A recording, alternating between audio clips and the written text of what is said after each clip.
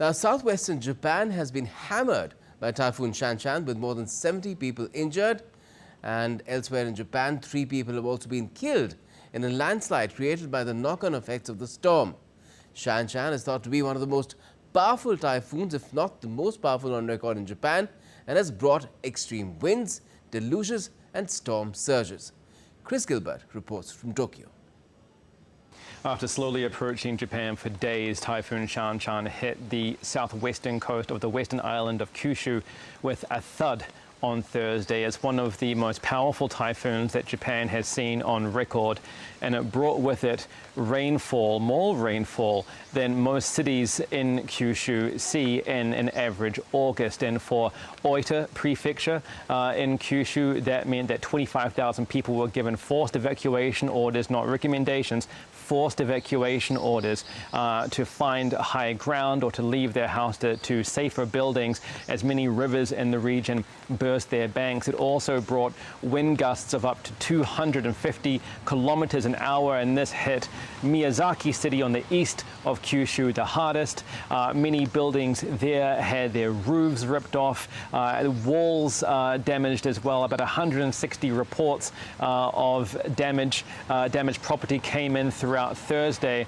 It also resulted in many dozens of injuries, including 22 people who were injured when windows exploded onto them due to the extremely high winds. There has been disruption to local businesses.